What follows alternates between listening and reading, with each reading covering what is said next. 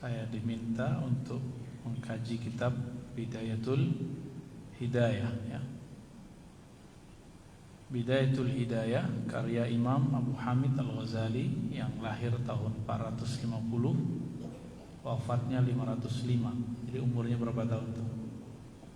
55 tahun wafat ya. Beliau nulis kitab banyak sekali dan semua kitabnya dijadikan rujukan dalam ilmunya. Apapun ilmu yang ditulis itu menjadi rujukan utama. Dia tulis kitab fikih jadi rujukan utama. Dia tulis kitab akidah jadi rujukan utama. Dia tulis kitab usul fiqh, kitab apapun yang ditulis berarti dia sudah pakar. Jadi beliau nggak mau nulis kalau dia nggak pakar. Ya. Imam Ghazali nulis kitab yang paling besar untuk bab qalbu, judulnya Ihya Ulumuddin. Ihya Ulumuddin ya. Ihya menghidupkan ilmu-ilmu ad-din agama, menghidupkan ilmu agama.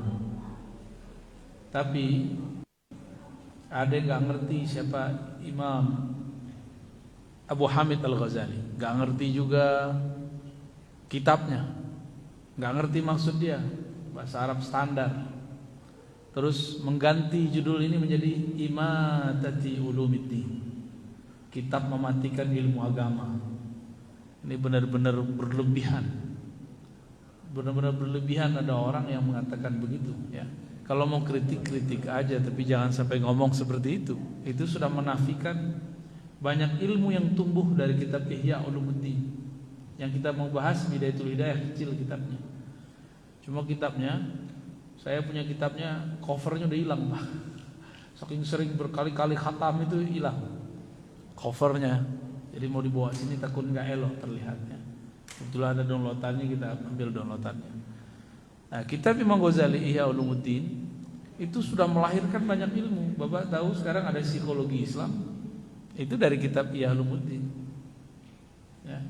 Terapi Imam Al-Ghazali untuk psikologi itu lebih canggih daripada psikolog sekarang. Karena dia sebelum membersihkan orang, dia bersihkan dulu dirinya. Sekarang banyak gak psikolog stres?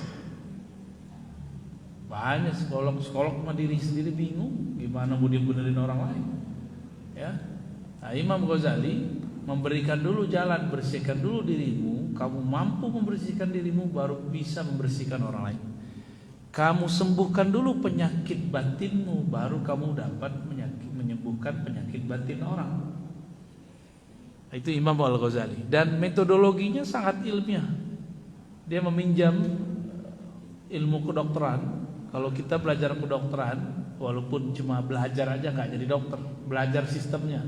Kan saya juga dapat kuliah untuk memahami kedokteran itu apa. Sekedar ingin mengetahui, oh begini modelnya.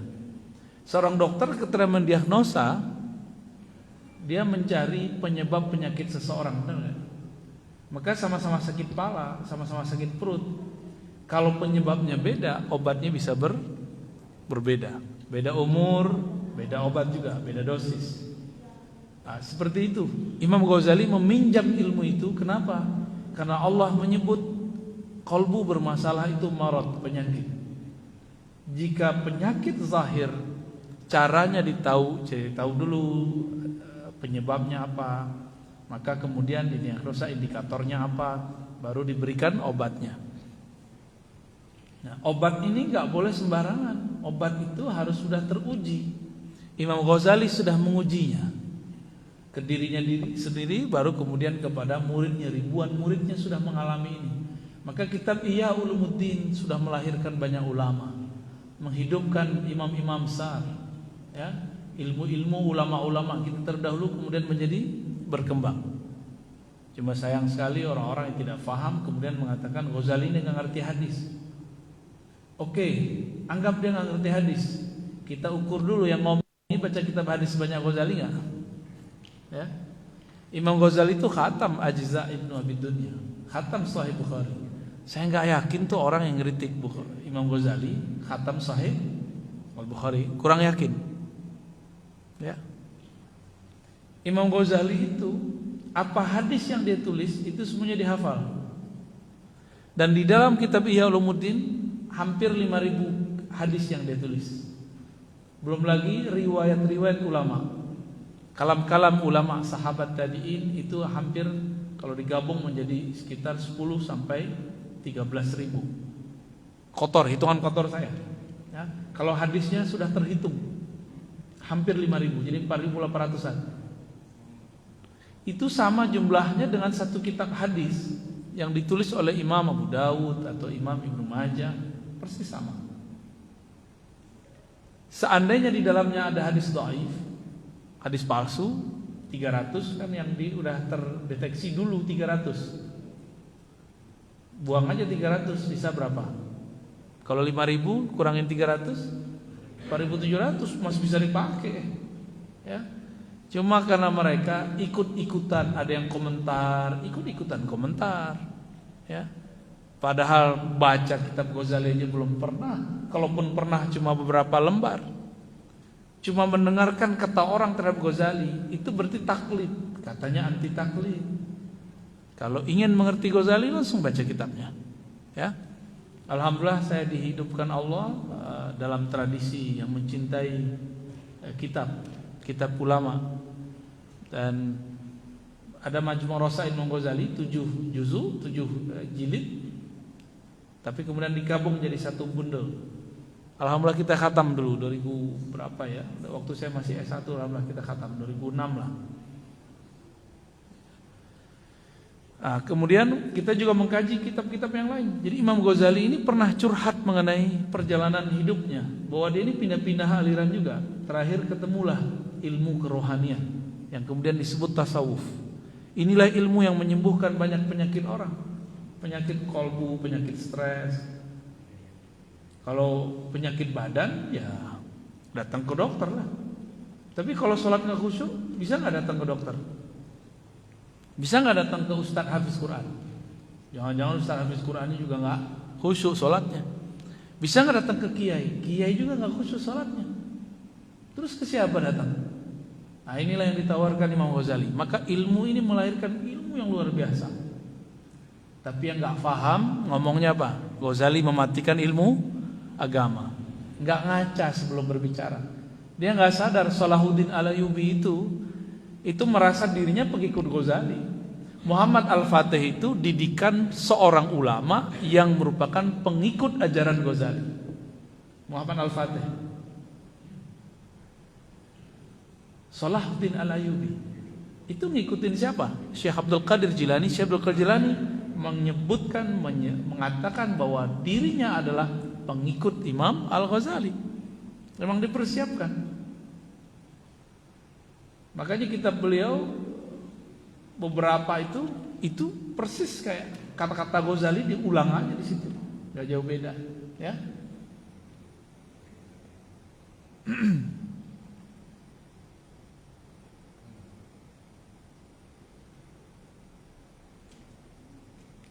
Oke. Kita mulai masuk saja ya. Mungkin ulasan tentang Ghazali sudah banyak saya sampaikan di luar.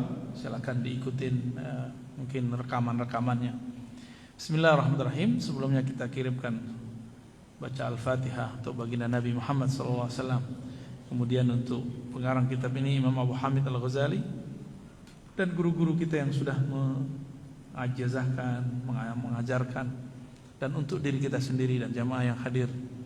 Al-Fatihah. A'udzubillahi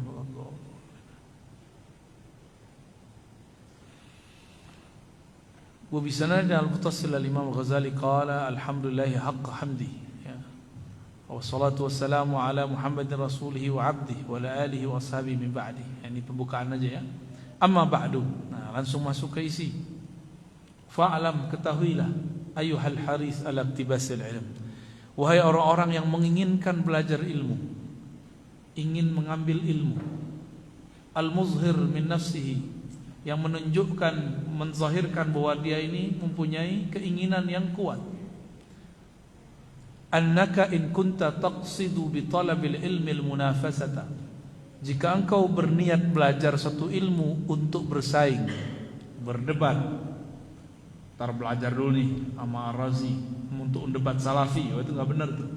Ya, nggak usah ngaji sama saya.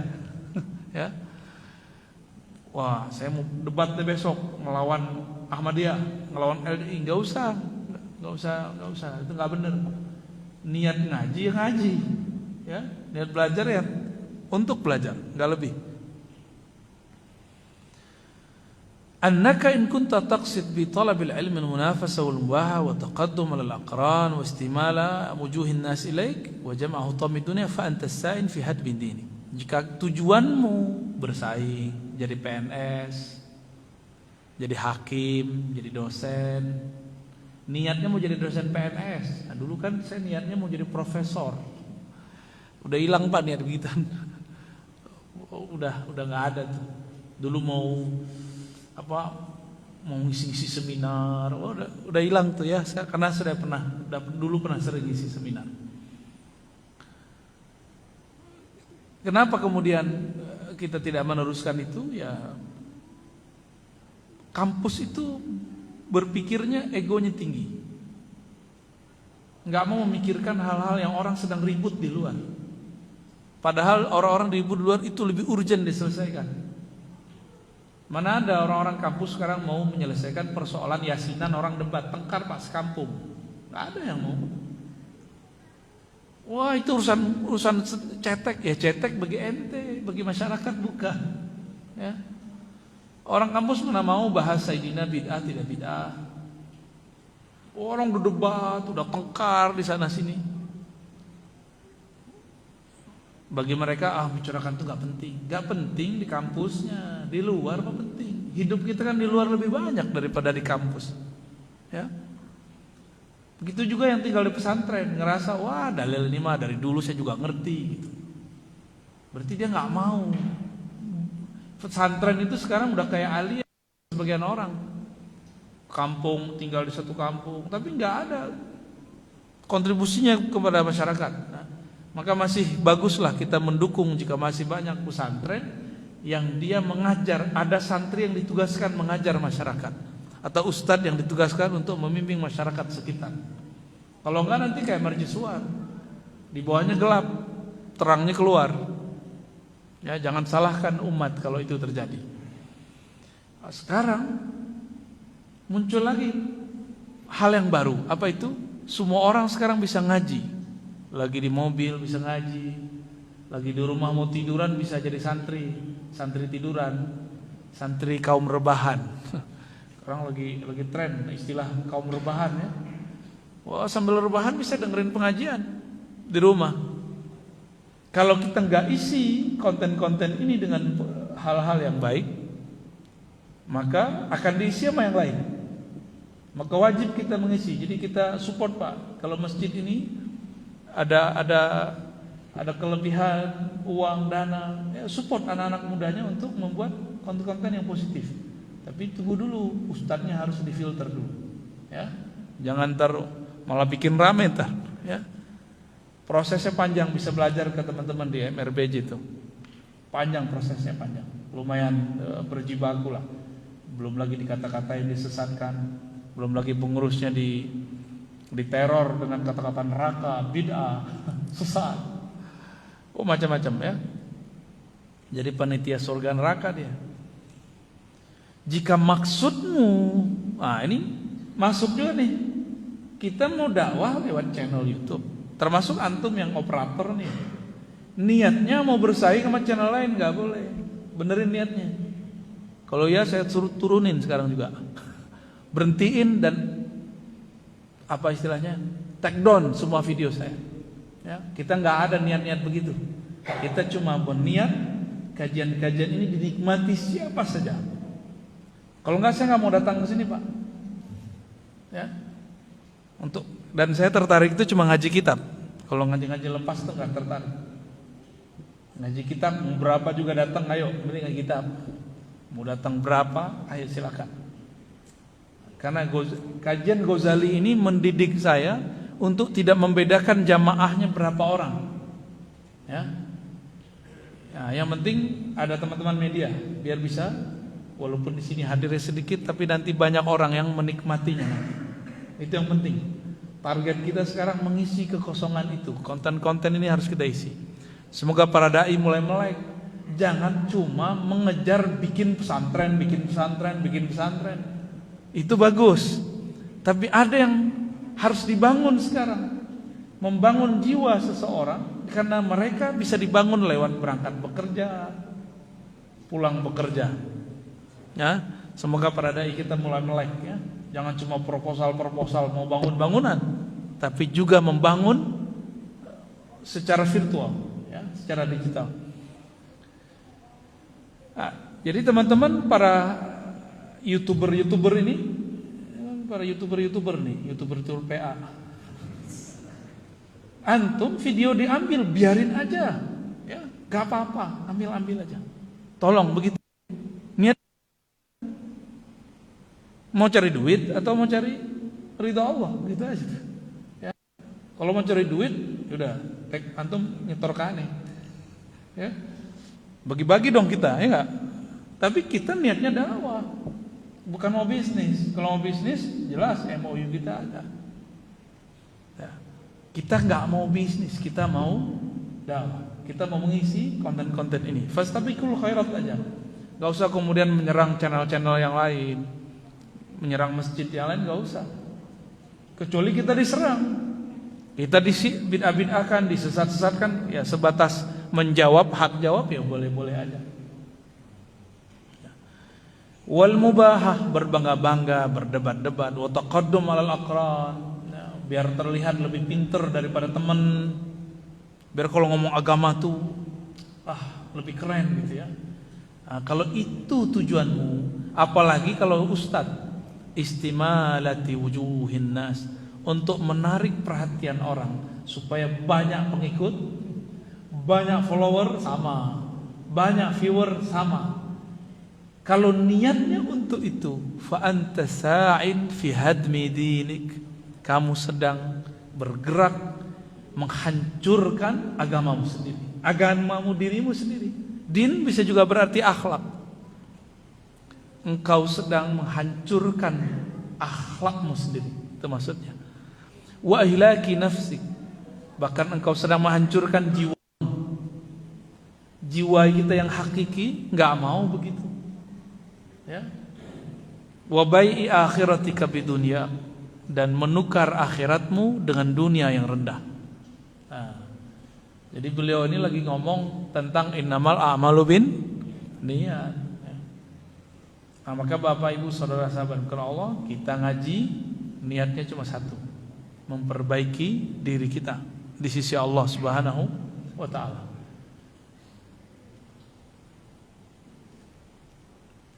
Yang anehnya, nah ini mohon maaf nih kalau ada guru-guru di sini. Guru ngajar di sekolah ngasih motivasi ke anaknya apa? Gimana motivasinya?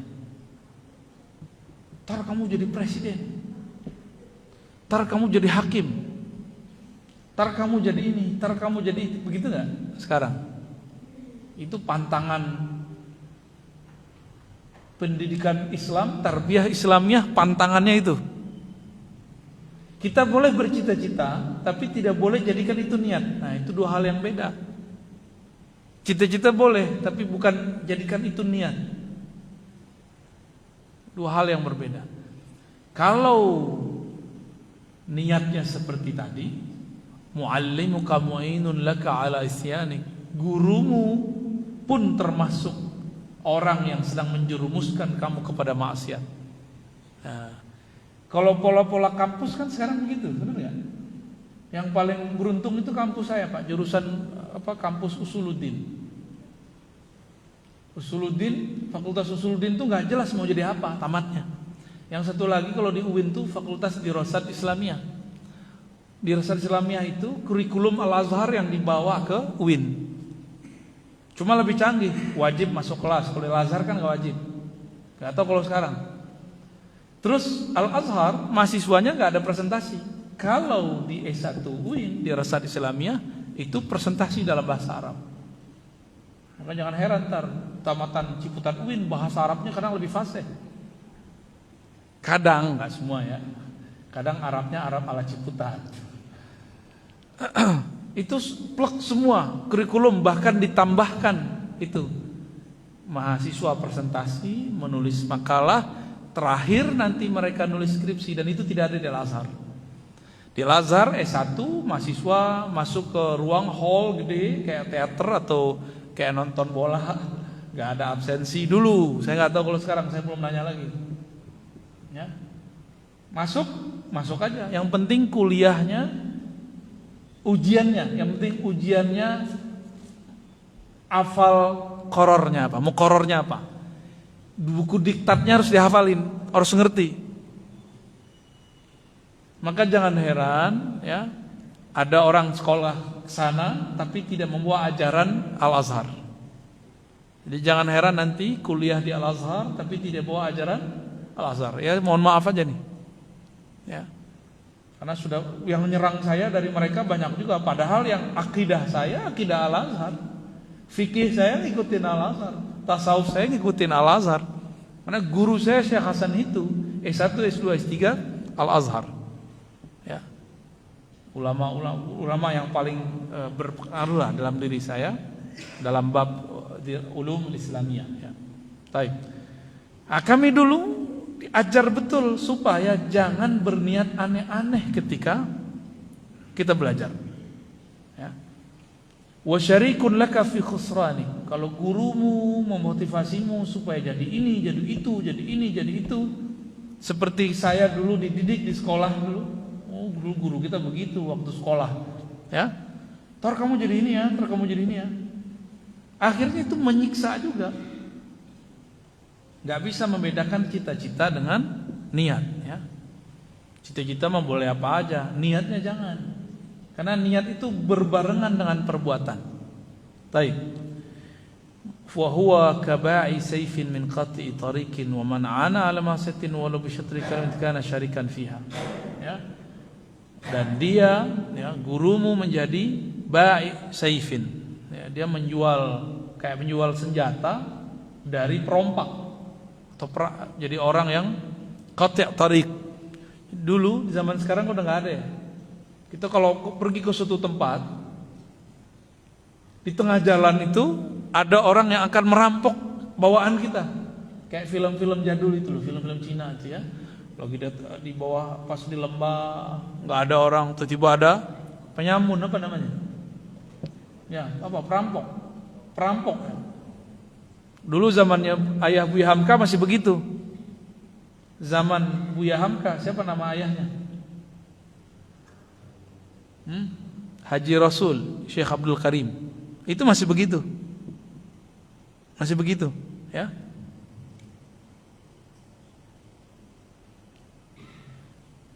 Jadi kalau kita mau mengambil ilmu agama, cari guru yang juga tulus, maka dia akan menularkan ilmu plus ketulusannya. Jangan hanya cari orang pinter. Kalau cuma mencari orang yang pinter, dia cuma menularkan kepintaran tapi tidak menularkan keikhlasan. Ya, itu bedanya. Maka jangan tergila-gila dengan hafalan. Cari hafiz Quran yang tulus. Tulus itu nggak bisa dengan menghafal. Tulus itu belajar interaksi dengan orang yang tulus, baru dapat ketulusan. Tulus itu kayak kita kalau berteman dengan orang harum, jual parfum ya ikut harum, itulah. Nah, itu perbedaannya. Wa in kanat niyatuka wa qasduka fi ma bainaka wa bainallahi ta'ala min ta'allumul ilm hidayah duna mujarrad riwayah fa abshir. Jika niatmu dan tujuanmu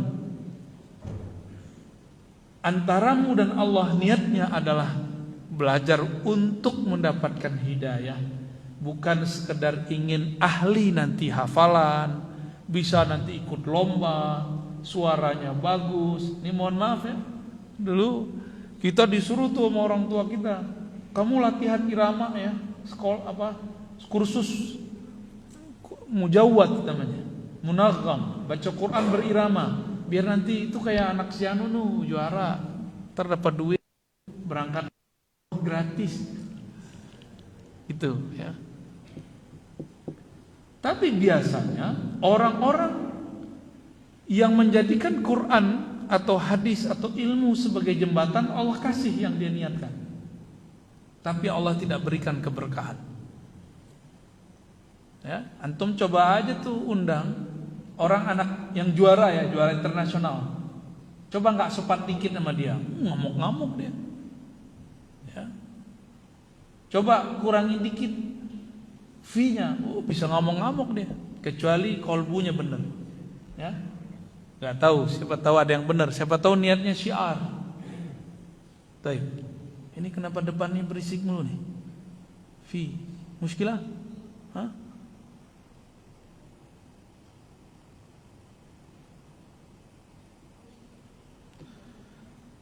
Jika niatmu belajar itu mendapatkan hidayah, hidayah itu turunnya ke otak, ke akal atau ke kolbu? Ke kolbu, benar. Hidayah turun ke kolbu. Kolbu itu kaitannya dalam tubuh yang zahir jantung, dalam kaitan yang batin disebut hati, tapi bukan hati liver ya. Jika maksudmu mendapatkan hidayah, fa'abshir, maka bergembiralah engkau. Fa innal malaikata tabsutu laka ajnihataha. Karena malaikat melebarkan sayapnya untukmu, seperti disebutkan dalam hadis Imam At-Tirmidzi, ya. Idza masyaita, jika engkau jalan. Jadi Bapak Ibu ini kalau tadi berangkat ke masjidnya niatnya untuk itu, untuk apa? Untuk sholat plus ngaji, dapat 2 pahala udah. Pahala sholatnya, lalu pahala belajarnya. Ini kan kitab sudah ada terjemahannya, bisa dicari, silakan cari. Ya, udah ada tuh ya. Penerbit Turos, ingat saya tuh, cari tuh. Kumpulan risalah Imam Ghazali, salah satunya ini. Sudah ada online-nya Pak, cari. Kita support teman-teman kita yang mau menerjemahkan kitab Imam Ghazali. Karena dia nerjemahnya bagus. Kebetulan di situ ada mahasiswa-mahasiswa saya beberapa yang menerjemah. Terjemahannya bagus, silakan dicari. Karena buku terjemahan ini kan jelek-jelek. Nah, mereka lumayan serius. Dan ini agak prihatin karena beberapa penerbit keislaman sudah banyak yang hancur. Dulu ada Serambi, udah hancur Pak. Ya, hancur udah nggak ada sekarang. Semoga nanti muncul yang baru-baru nih. Nah, yang ada kita support ya. Saya support, begitu endorse saya nggak dapat kecuali bukunya dong Pak. Ya, kita sama-sama berjuang dengan mereka. Mereka berjuang untuk seperti itu, kita berjuang untuk mengajarkan isinya. Ya, semoga keberkahan kita dapati semua. Amin. Jika seseorang berniat benar dalam belajar, fa innal malaikata tabsutu laka ajnihataha. Malaikat akan mengembangkan sayapnya untuk melindungimu, untuk meridaimu. Idza masyita, jika engkau jalan berangkat dari rumahmu. Wa hitanal bahri tastaghfir lak idza sa'aita. Hitan, apa arti hitan? As-samak, fish, apa arti fish? Fish bahasa Inggrisnya ikan. Ikan pun akan mendoakan ampunan bagimu jika engkau sedang sa'aita, engkau sedang berusaha ke tempat belajar. Jadi sekarang nih kita sadar atau tidak sadar malaikat sedang melebarkan sayapnya. Lalu jika ada makhluk-makhluk di air, maksud Nabi, jika yang di air aja doain kamu, apalagi yang di darat, gitu maksudnya. Semut-semut itu doain kita, hewan-hewan itu doain kita semua tuh. Tastaghfir laka idza sa'ait. Mereka memohonkan ampunan bagimu jika engkau mengejarnya, mengejar ilmu itu. Syaratnya tadi bukan mau debat ya. Sama nih, tim media ini bukan mau monotes boleh, tapi bukan karena si monotes itu, ya. Tapi karena niatnya satu aja, mau dakwah, selesai. Titik.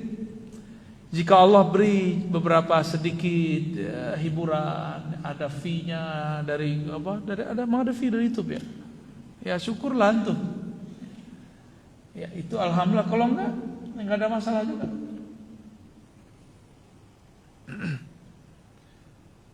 Walakin yanbaghi laka an ta'lam qabla kulli syai' anna al-hidayah allati hiya thamaratul ilm laha bidayah wa nihayah wa zahir wa batin. Tapi kamu harus tahu, kata beliau, sebelum mempelajari tentang hidayah itu apa, yang merupakan buah dari ilmu. Jadi ilmu itu buahnya apa? Hidayah. Bukan nanti jadi PNS, jadi pengusaha, enggak. Buah daripada ilmu adalah hidayah. Hatinya tertata oleh hidayah Allah. Itu sebenarnya. Wala uthura ala batina illa ba'dal wukuf ala zahiriha, ya. Dia punya awalan, ada akhiran. Maka ditulis judul kitabnya Bidayatul Hidayah, permulaan dari hidayah. Berarti ada akhirnya enggak? Ada akhirnya. Dan dia ada zahir, ada batinnya, ya. Ada ilmu zahirnya, ada ilmu batinnya, ruhaninya. Untuk sampai kepada ujungnya harus dimulai dari pangkalnya. Supaya bisa assalamualaikum di akhir sholat dimulai dengan takbir. Bisa nggak langsung aja mulai assalamualaikum? Itu masuk rumah tuh, ya. Baik. Maka beliau mengatakan, engkau tidak akan sampai ke ujungnya jika tidak memulai dari bidayahnya, awalnya. Tidak akan sampai ke batinnya kecuali memulai dari zahirnya. Nah, tapi ini disalahpahami oleh beberapa guru pengajar. Benerin dulu syariat ente, baru belajar hakikat. Nah, itu matahin namanya, enggak begitu ngomongnya. Itu perkataan saya udah dengar dari saya kecil. Dan orang yang sama ngomong yang sama. Sampai sekarang dia tidak pernah belajar ilmu kerohanian.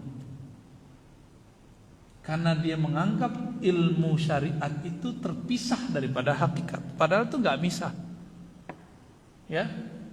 Jadi kadang-kadang kalimat-kalimat begini nih bukan hadis Nabi, tapi dipercaya banyak orang. Benerin dulu syariatnya untuk mendapatkan ilmu ruhani, hakikat. Nggak mesti kita jadi ahli fikih dulu, jadi mufti dulu. Antum untuk khusyuk nggak perlu kemudian harus menjadi syekh dulu, nggak mesti. Cukup mengerti fardu ain. Fardu ain, tahu arti fardu ain? Kewajiban pribadi. Apa kewajiban pribadi kita? Kan banyak. Ini yang kita sebut fikih. Kalau sudah belajar ilmu fikih, mengerti fardu ain, mengerti halal haram, cukup segera beralih ke ilmu rohani. Gitu. Jangan lagi ngemel-ngemel begitu. Benerin dulu syariat itu. Kalau begitu kapan akan dapat khusyuknya? Ya? Kapan akan kolbunya benar? Apakah ilmu kolbu di luar syariat? Kan ilmu kolbu bagian dari syariat. Atau jangan-jangan dia nggak mengerti syariat itu apa? Nah, tolong berhentilah kalau ada kiai ngomong begitu, ya, ustadz ngomong begitu, ya. Jangan-jangan dia nggak ngerti batasan syariat, lingkupannya apa. Baik. Ya, kalimatnya 2 baris doang, tapi disalahpahami. Tidaklah sampai engkau kepada ujungnya kecuali dengan membaguskan awalnya. Tidak akan sampai kepada batinnya kecuali engkau menguasai zahirnya. Ya, bukan berarti beliau nyuruh kita jadi mufti. Dari mana saya tahu itu? Setelah beliau nulis kitab Ihya Ulumuddin. Di kitab Ihya Ulumuddin dan beberapa kitab risalah-risalah kecil, beliau mengatakan, kamu belajar fikih juga bukan sebagai mufti, tidak perlu belajar kaidah-kaidah yang rumit. Cukup kiai ustaz aja. Ya, bapak ini, ibu ini gak usah belajarlah hadis sahih, tidak sahih, itu cukup saya aja ngaji. Ya, pusing nanti, ya, keriting tar rambutnya. Ini belum belajar aja udah keriting duluan nanti, ya. Tar tambah banyak ubatnya. Cukup saya aja, ya. Karena kami ngajinya dengan metode, ada metode sulit, ada metode mudah. Dua-duanya kita pakai untuk mengerti bagaimana nilai ilmu hadis. Kami belajar dulu yang manualnya. Buka kitab, ketemu Syekh fulan, tanya ini, diskusi itu.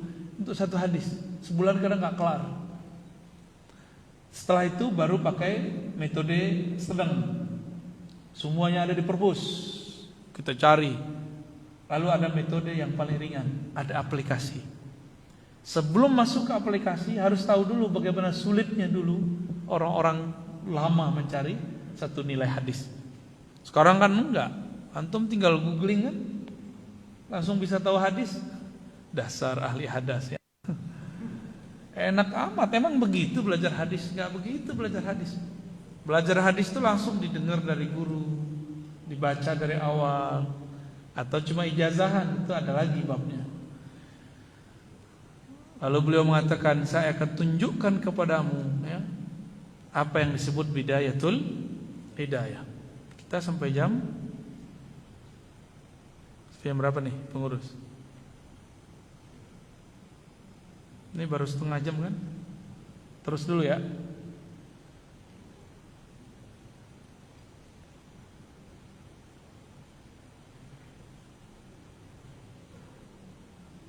Jadi beliau ini kasih indikator dulu. Ketika ada orang datang, kata beliau, in sadafta qalbak ilaiha ma'ilan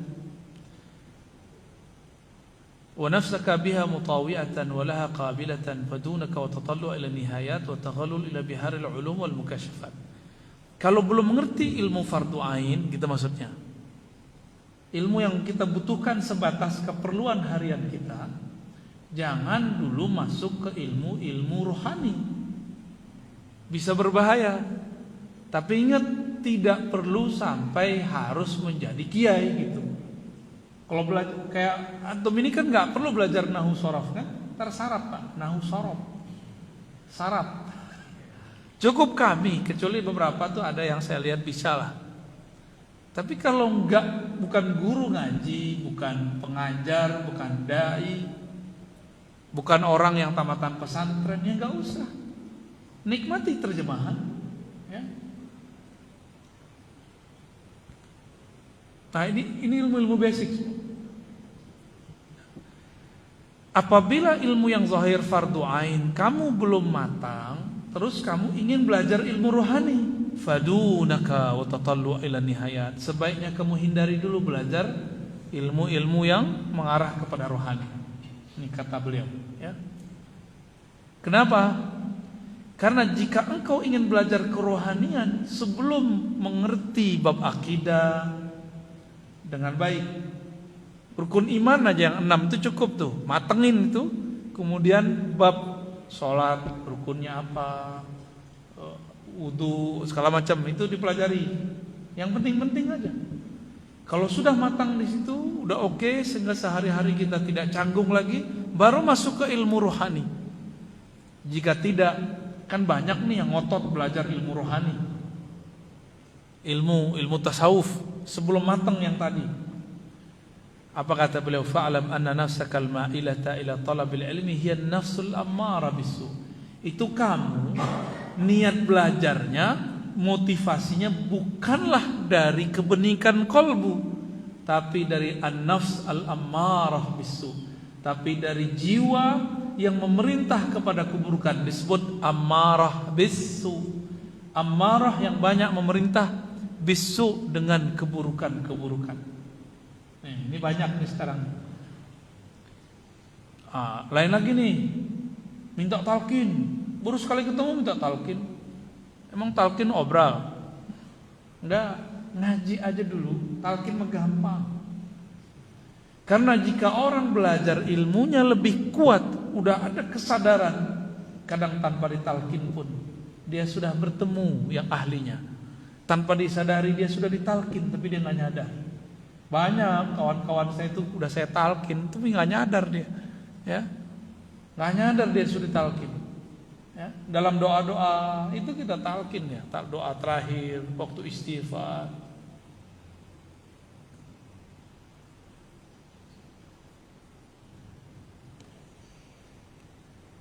Wa qasduhu ayurawija 'alaika syarr.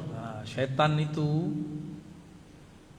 dialah yang menggerak, dialah yang membisikkan engkau.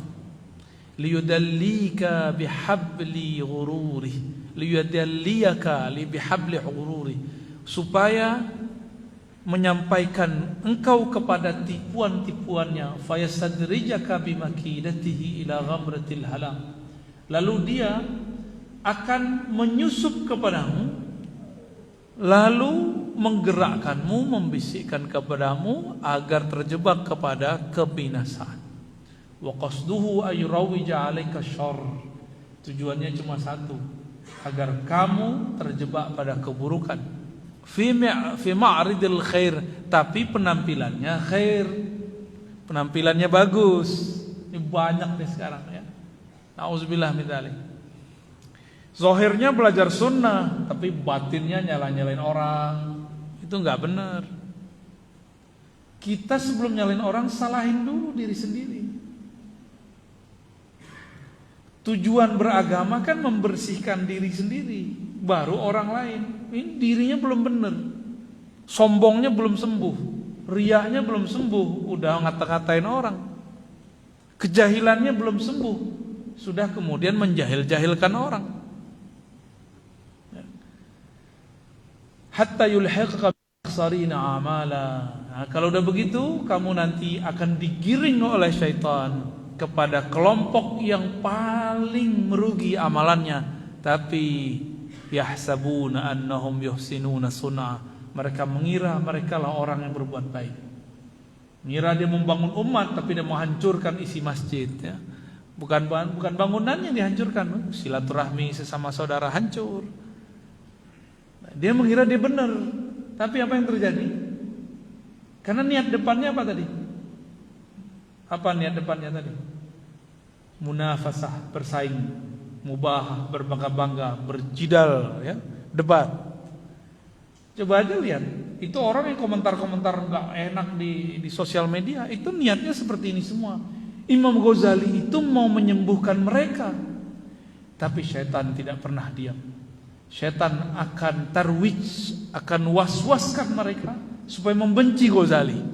Dipinjamlah lisan ulama yang di darahnya banyak mengalir syaitan. Ghazali nggak usah didengerin, Ghazali itu sesat. Bocah baru kemarin sore tobat udah berani bilang Imam Ghazali sesat. Imam Suyuti mengatakan ijma ulama bahwa Ghazali adalah pembaharu di abad ke-5 Hijriah. La ghair mardud, ghair muraddada, ya. Tidak ada khilaf di situ, enggak ada debat di situ. Baru anak kemarin sore, baru tamat LCMA, doktor, SAG, MA, baru kemarin sore. Masih syukur ada gelar akademik. Ini enggak pernah ada gelar akademik keagamaan. Berani ngata-ngatain Imam Ghazali. Berarti dia awal hijrahnya sudah enggak benar. Hijrah dia nyerang ulama, gimana tuh?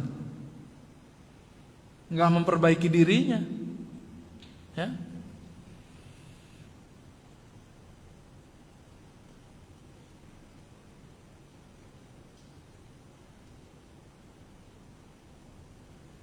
Gimana kira-kira? Banyak gak begitu sekarang? Semoga kita terjaga semua ya dari itu. Saya pun gak selamat dari ini. Setiap hari akan ada godaan-godaan untuk itu. Dan kita berdoa bersama semoga Allah menjaga kita daripada kiringan godaan-godaan syaitan. Apa kata Imam Ghazali? Wa inda dzalik, ketika kamu mengira kamu alal haq, kamu mengira kamu ahlus sunnah, kamu kira kamu menghancurkan bid'ah, menegakkan sunnah, yatlu alaika syaitan fadlal ilmi wa darajatal ulama. Syaitan akan membisikkan kepadamu keutamaan ilmu, derajat ulama, wa ma warra fi min al-akhbar wal athar, hadis-hadis mengenai itu. Kalau sekarang lain lagi, syaitan akan membisikkan ke dalam dirimu dalil-dalil mengenai sunnah, bid'ah, keutamaan ahli sunnah, kehancuran ahli bid'ah. Yang dia bacakan benar. Masih ingat enggak Nabi Adam? Nabi Adam ketika digoda oleh syaitan, itu bisikannya baik atau tidak? Syaitan itu merayunya dengan kasar atau dengan kelembutan? Kelembutan. Maka tidak ada namanya syaitan ngomong kasar. Ngomong kasar itu orang yang di dalam dirinya ada karakter hewan. Bisa bedain? Bisa bedain ya? Jadi kalau ada karakter hewan dalam dirinya, dia hijrah nih. Tapi karakter hewan ini belum dibenerin. Jika di dalam dirinya itu karakter hewan ternak, maka dia memandang orang yang berbeda dengan dia adalah orang-orang yang akan bersaing syahwatnya. Kalau ada ustadz muncul di apa, wah itu dia cari duit tuh, gitu. Ngukur orang pakai duit. Dia tuh ceramah begitu tuh cari duit. Lain lagi tuh kalau yang sudah buas. Jadi karakter buasnya lebih dominan. Laknatullah. Itu ngomongnya ya. Bahkan bawa-bawa panitia surga. Kau bertanggung jawab di akhirat kelak. Kasarnya bukan main ya. Enggak jarang dibilang anjing. Ya. Itu makanan saya sehari-hari, Pak. Karena saya mengembangkan kitab Imam Ghazali ini, ajaran-ajaran imam-imam ini, setan bertubuh manusia bisa main gadget dia, menyerang Imam Al-Ghazali. Imam Ghazali itu mau nyembuhin dia, mau nggak setan nih? Imam Ghazali lagi bocorin kerjaan setan. Ini yang kita sebut di kajian yang lalu ada namanya ma'rifat setan. Imam Ghazali mengerti ma'rifat setan itu, dia buka di sini bahwa setan membacakan dalil-dalil. Setan itu bisa bacain dalil. Antum belum ada kan dia sudah ada. Setan hafal Quran bisa jadi. Ya. Wa yulhika an qaulihi sallallahu alaihi wasallam. Tapi sebanyak itu hadis yang dia bacakan, yang dia lupain yang lain. Biasa ditutupin. Man izdada ilman wa lam yazdad huda lam yazdad minallahi illa bu'da. Siapa yang nambah ilmu tapi enggak nambah takut kepada Allah, enggak nambah hidayah, enggak nambah amal, enggak nambah tertata kolbunya. Ilmu nambah, kolbu tidak tertata. Ciri-cirinya apa? Suka cari kesalahan orang lain. Ini hati-hati. Suka menyalah-nyalahkan amal orang lain. Berarti kolbunya belum tertata. Kita sebelum nyalahin orang, mikir dulu sholat kita khusyuk apa enggak ya. Apalagi mau ngata-ngatain orang di luar. Sholat kita aja belum benar, kita baru belajar sholat, Pak ya. Ada yang tadi sholatnya ketemu Allah enggak? Di Quran orang khusyuk itu ketemu Allah. Mulaku Rabbi, bertemu Allah. Ada yang merasa bertemu Allah tadi? Enggak ya? Udahlah antum jangan sok dengan sholat begitu, gak diterima. Tapi untungnya di ujungnya ada sholawat. Allah angkat karena sholawat itu. Syafaat Rasulullah Sallallahu Alaihi Wasallam. Kalau nggak ada sholawat itu dibuang itu sholat. Sholat kok ingat selain Allah ya kan? Sholat kok mempersiapkan ceramah. Banyak juga tuh ustadz begitu. Dia mau ceramah, sholat. Dalam sholatnya mempersiapkan dalil. Makanya saya sering sekali kalau safar itu saya nggak tahu temanya, Pak. Jarang saya tahu temanya. Biar lagi sholat nggak kepikiran. Karena sehari bisa 5, bisa 4, bisa 3. Kalau kita mikirin tema, kebawa ke dalam sholat. Orang-orang lemah kayak kita ini akhir zaman, seperti dikatakan oleh Abdullah bin Amr, awwalu ma yuqbadu qabla yaumil qiyamah al-khusyu'. Yang pertama dicabut sebelum hari kiamat terjadi, salah satunya adalah ilmu khusyuk. Ilmu khusyuk ini Ghazali yang ngajarin. Paham antum? Setan mau diam enggak? Mau diam enggak setan kalau ada orang mengajarkan kitab Imam Ghazali? Enggak bakal diam. Mau diamkah setan ketika kitab Ghazali mulai masyhur lagi? Enggak akan diam. Maka setan akan kumpulkan wali-walinya yang berupa dai-dai, ustad-ustad, orang-orang jamaah-jamaah yang kata-katanya pedas berani, lalu menyerang Imam Al-Ghazali. Maka antum jangan heran, yang ngeritik Ghazali, sekuku Ghazali aja belum sampai keilmuannya. Yang ngomong siapa nih? Dr. Muhammad Sair Ramadan Al-Buti, S1, S2, S3 Al-Azhar. Udah wafat 2013. Apa kata beliau? Saya, kata Syekh Muhammad Sair Ramadan Al-Buti, saya berguru ke anaknya Syekh Taufik.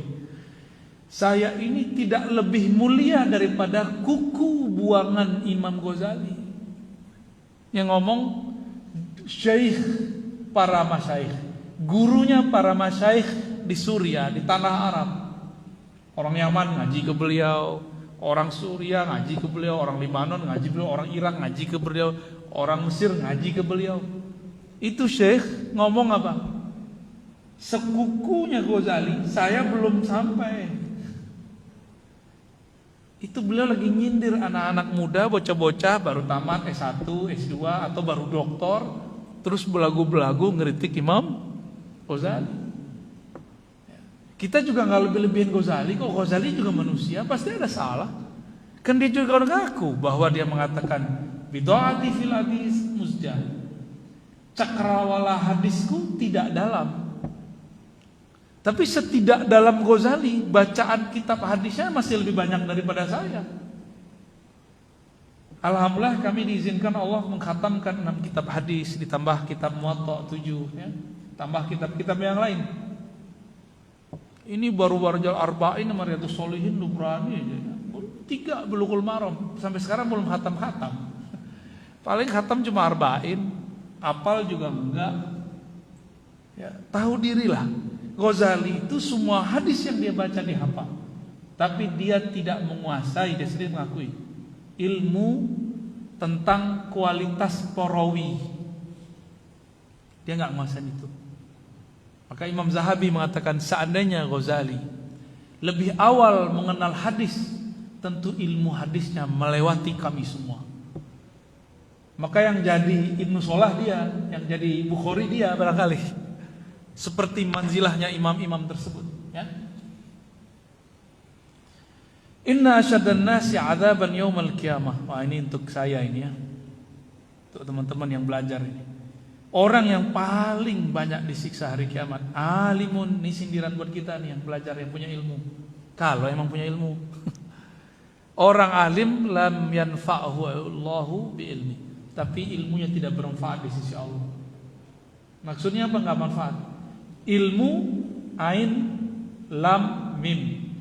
Biar manfaat lamnya dimundurin, mimnya dimajuin. Amila, alima, amila, alim, amil. Dalam ilmu huruf ini bukan cocok logi, ini kembaran. Jadi saya pernah belajar ilmu huruf dan itu emang Allah sengaja pasangkan ilmu. Al-ilmu bila amalin kasyajari bila thamar. Kita ngapalin gitu dulu dari pesantren. Ilmu tanpa amal seperti pohon tanpa buah. Bapak kalau ada nanam pohon gak berbuah, niatnya mau ngambil buahnya gimana? Ganti gak pohonnya? Ganti pohonnya. Ya. Jadi kita kalau belajar sesuatu tidak memfaedahkan sesuatu di dalam kolbu, ganti, upgrade lagi. Mungkin kita belum berjodoh. Cari guru lagi, cari syekh lagi.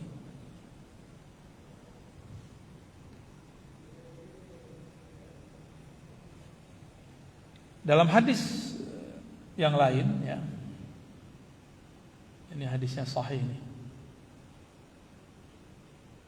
Marartu lailata usriya bi ila sama. Aku diperjalankan ke langit.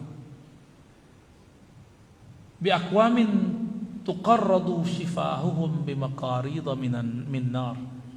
Tapi ada satu kaum, ada beberapa kaum, aqwam banyak malah. Beberapa golongan mereka itu memotong sendiri lidah mereka. Ini teguran buat kami-kami yang ngajar ya.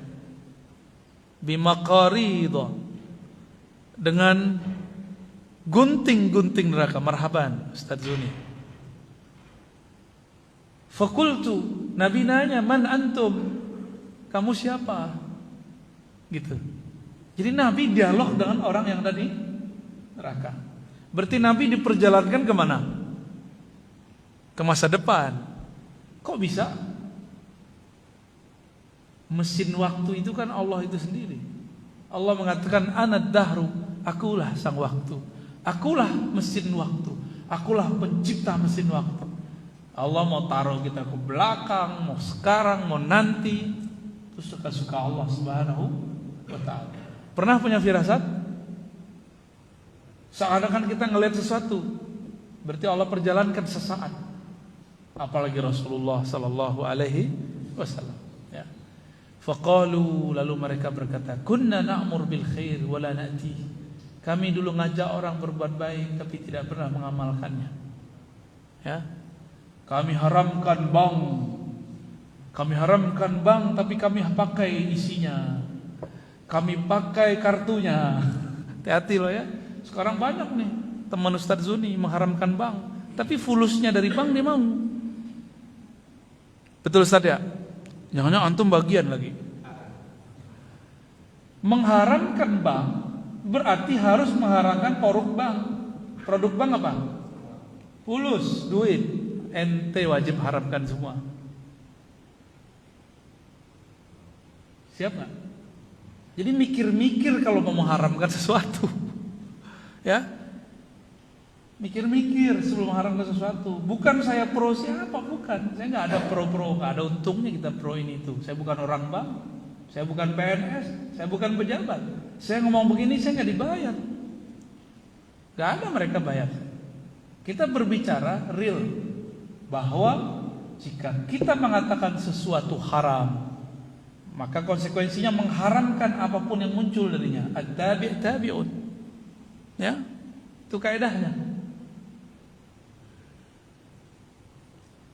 Apa arti at-tabi' tabi'un? Hukum sesuatu mengikuti sumbernya. Sumbernya haram, haram semua. Nah, antum melihat sekarang nih. Dia berfatwa karena dia punya komunitas.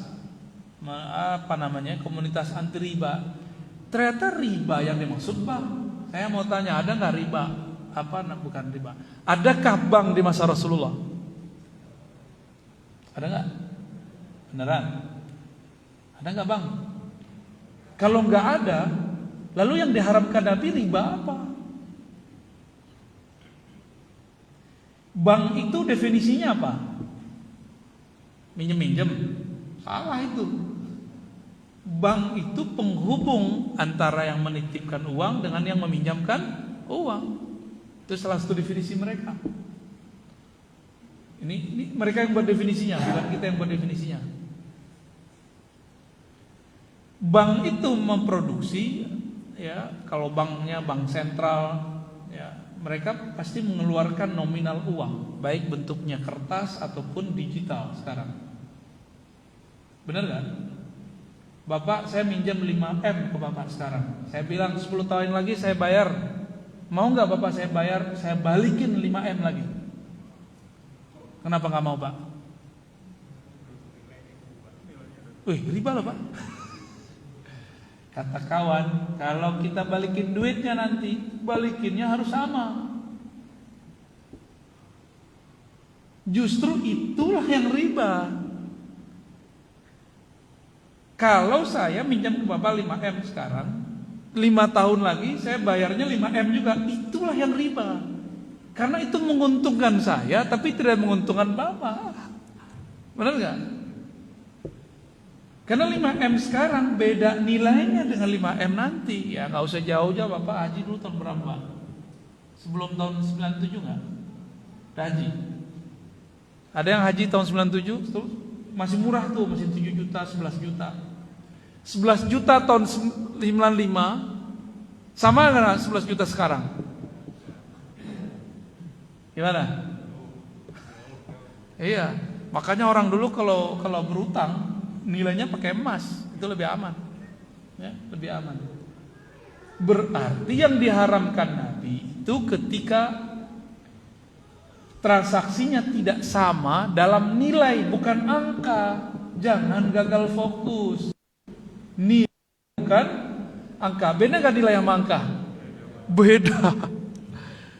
Hal-hal yang begini nih, jangan cuma mau nyenengin satu kelompok, kemudian kita ikut-ikutan mengharamkan yang gak jelas. Maka kalau saya boleh berbicara, ya, harus revisi itu fatwa-fatwa yang ada.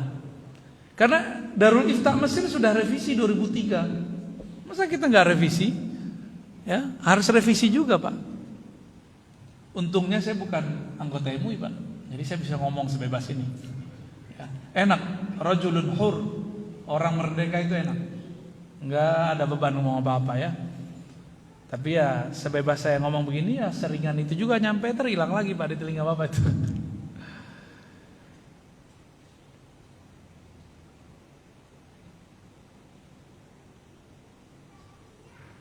Udah jam 9 kurang 10 ya. Nah, kira-kira ini pengantar daripada kitab Imam Al-Ghazali. Next, kalau umur kita panjang, saya masih mau datang. Ya, dia membagi nanti macam-macam karakter watak orang dalam menuntut ilmu. Jadi dia bagi ada beberapa, 3 ya. Nah, insya Allah next kita lanjutkan, insya Allah. Gak ada diskusi kan? Ada pertanyaan? Oh silakan Pak.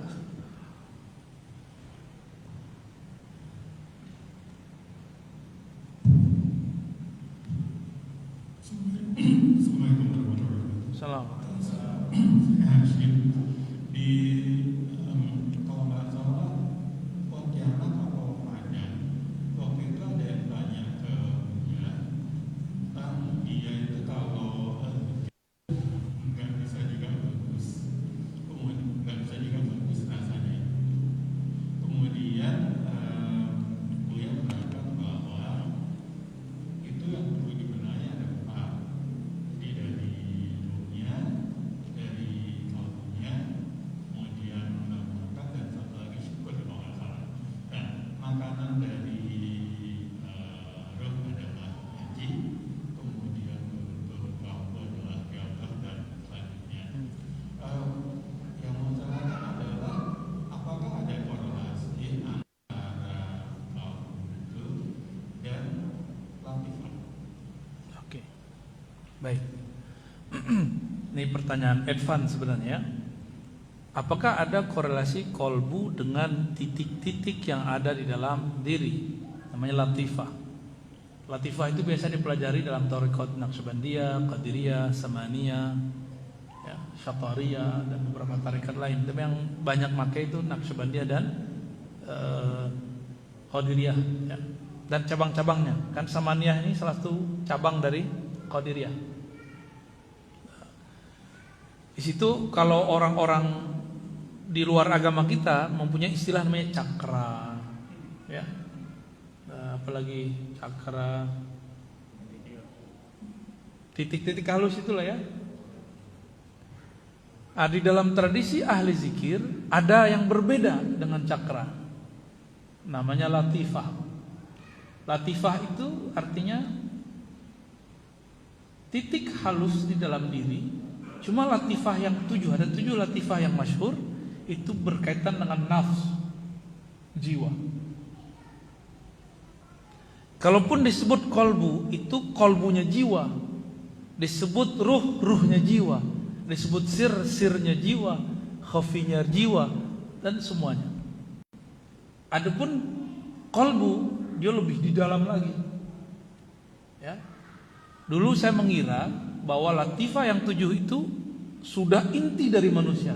Ternyata baru awal masuk ke alam rohani. Ya. Ini yang menarik, di UIN itu ada profesor psikologi Islam. Kedua apa yang pertama beliau itu ya. Guru saya, Profesor Abdul Mujib. Ya. Beliau ini salah satu cara beliau mempelajari psikologi Islam itu lewat latifah itu Pak. Sebenarnya latifah itu pengembangan kitab Imam Ghazali, Ihya Ulumuddin. Jadi kalau ingin meluruskan, membenahi jiwa kita, mulainya dari titik terhalus di dalam diri. Ada titik halus yang berkaitan dengan jantung, disebut kolbu, latifah kolbiyah. Ada yang dengan nafas, disebut ruh, latifah ruhiyah.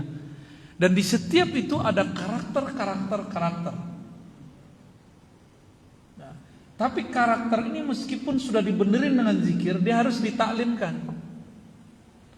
Itu sebabnya jangan heran, mohon maaf, ada orang tarekat, orang suluk, khalwat, sudah berzikir, belajar kemana-mana, karakternya belum berubah. Zikirnya kenceng, songongnya gak berkurang. berarti dia taklimnya kurang.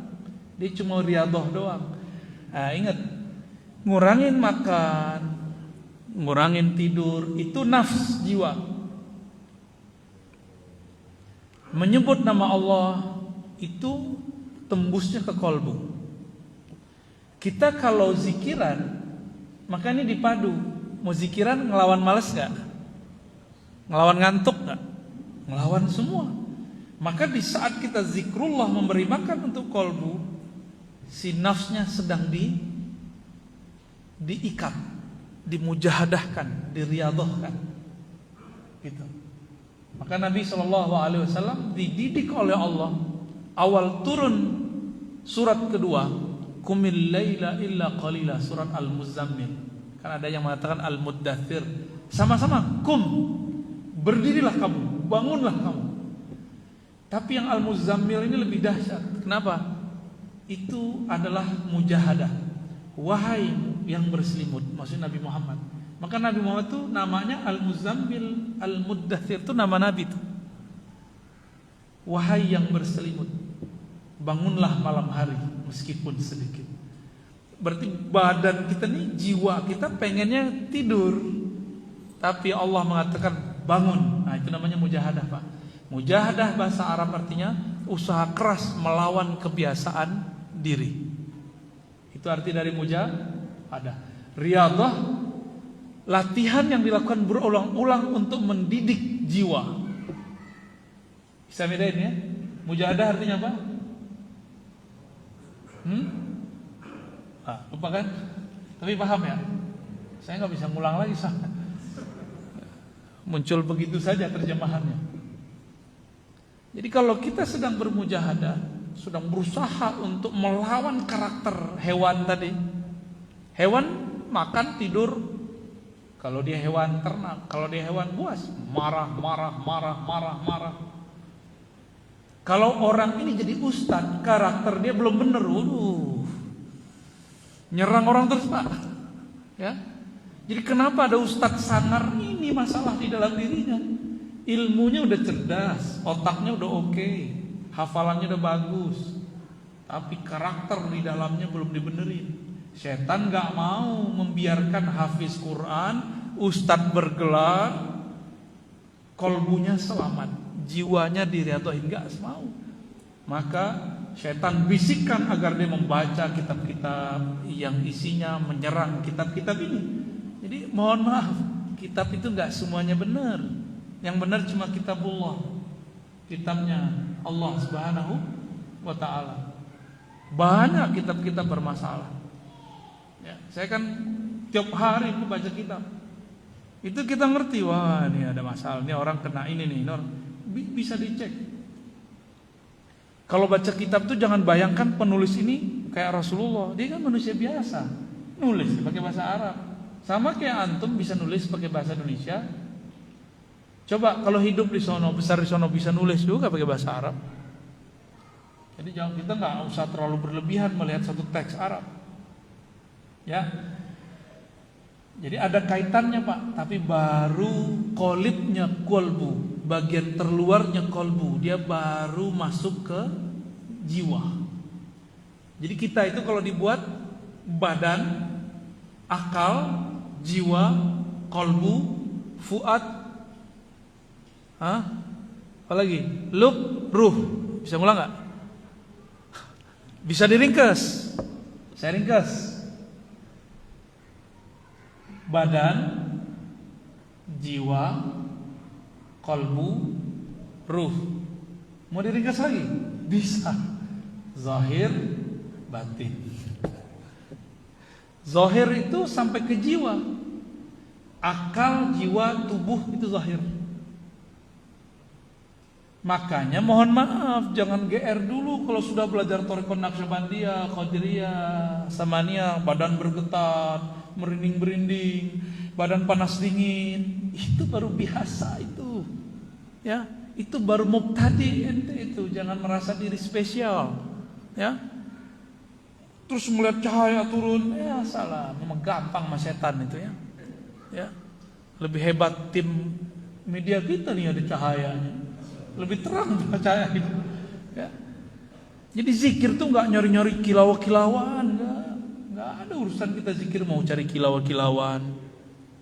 Tapi di beberapa majelis thariqat ini saya sedihkan, baru si murid merasakan bergetar, melihat siluet cahaya, langsung diangkat jadi mursyid atau jadi wakil mursyid. Rendah amat standarnya, ya. Itu mah mainan setan itu, ya. Mainan setan semua itu. Setan mana mau dia, mau orang-orang mau wusul, mau mengenal Allah SWT, enggak ada mau. Makanya wajib taklim. Saya dari dulu mengatakan taklim, talqin belakangan. Taklim, zikir yang begitu nanti mudah, gampang caranya. Kurikulum zikir itu di tangan kita semua. Tapi saya bertahun-tahun sudah mengamalkan zikir itu bersama kawan-kawan. Kok akhlak kami gak berubah? Songong tambah songong Pak, tambah banyak zikir tambah songong. Serba, kopiah. Biasanya kan saya pakai lidah ya, rasanya dang. Kalau udah pakai begitu, duduknya udah beda Pak. Saya mursyid, saya khalifah, saya wakil talqin. Aduh, biasa. Saya sudah selesai zikir sekian. Kadang-kadang keceplosan ngomong ke orang, saya nih udah dapat ijazah dari fulan. Kalau tahdus menima boleh, tapi kalau pamer jangan. Oh, saya udah selesai nih khataman zikir ini. Ya salah, hindari yang begitu-gitu ya. Ini mencederai diri kita. Antum nih zikir berhari-hari, bertahun-tahun, terus mengatakan saya sudah zikir sekian tahun, udah batal itu semua.